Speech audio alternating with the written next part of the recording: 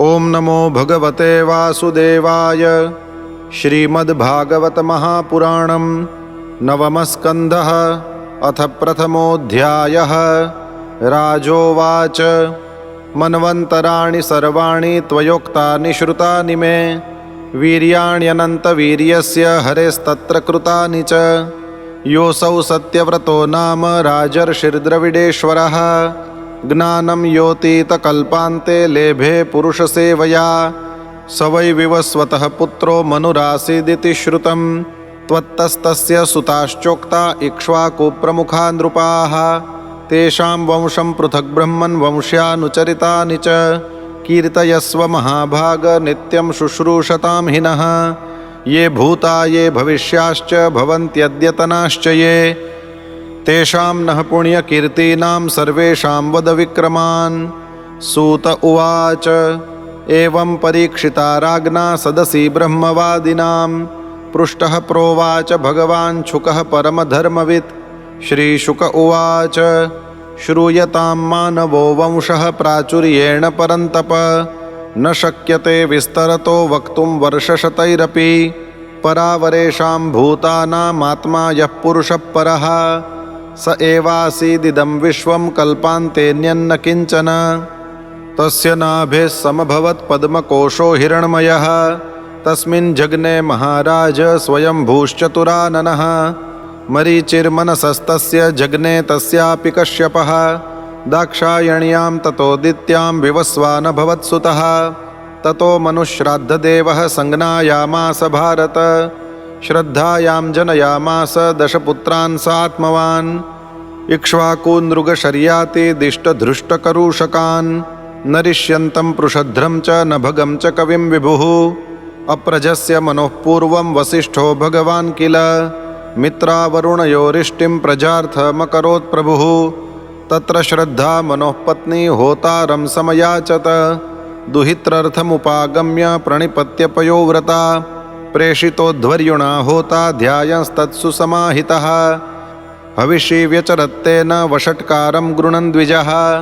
होतुस्तद्व्यभिचारेण कन्येला नाम सा भवत् तां विलोक्य मनुप्राह नातिहृष्टमना गुरुं।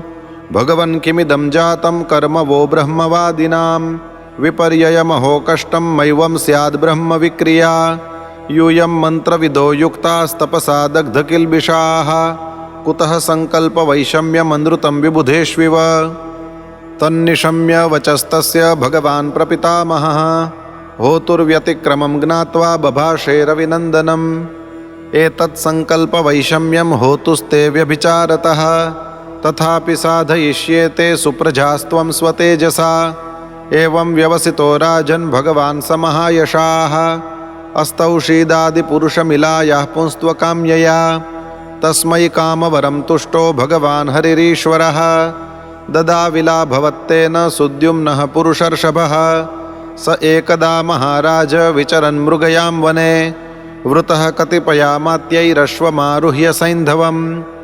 प्रगृह्य रुचिरं चापं शरांश्च परमाद्भुतान् दंशितोऽनुमृगं वीरो जगाम दिशमुत्तरां।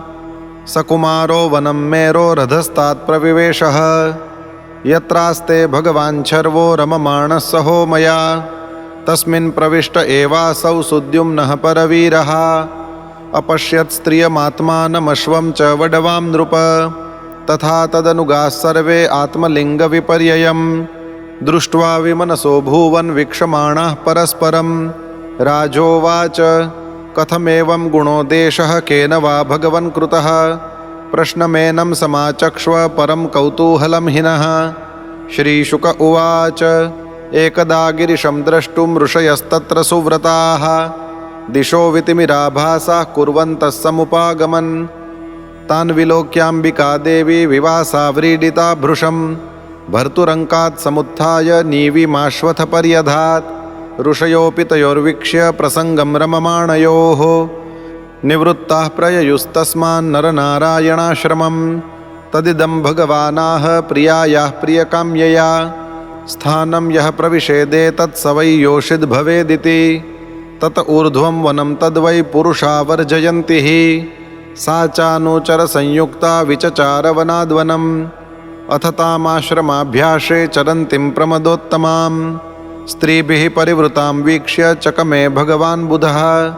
सापि तं चकमे सुभ्रूः सोमराजसुतं पतिं स तस्यां जनयामास पुरूरवसमात्मजम्।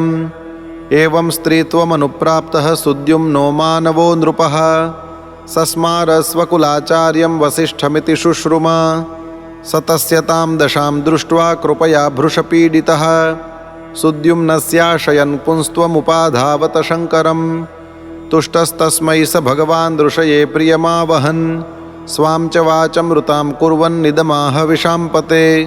मासं पुमान् स भविता मासं स्त्री तव गोत्रजः इत्थं व्यवस्थया कामं सुद्युम्नोऽवतु मेदिनीम्। आचार्यानुग्रहात् कामं लब्ध्वा पुंस्त्वं व्यवस्थया पालयामास जगतिं नाभ्यनन्दन् स्म तं प्रजाः। तस्योत्कलो गयो राजन् विमलश्च सुतास्त्रयः दक्षिणापथराजानो बभुवुर्धर्मवत्सलाः। ततः परिणते काले प्रतिष्ठानपतिप्रभुः पुरूरवस उत्सृज्य गाम्पुत्राय गतो वनम्। इति श्रीमद्भागवते महापुराणे पारमहंस्यां संहितायां नवमस्कन्धे इलोपाख्याने प्रथमोऽध्यायः।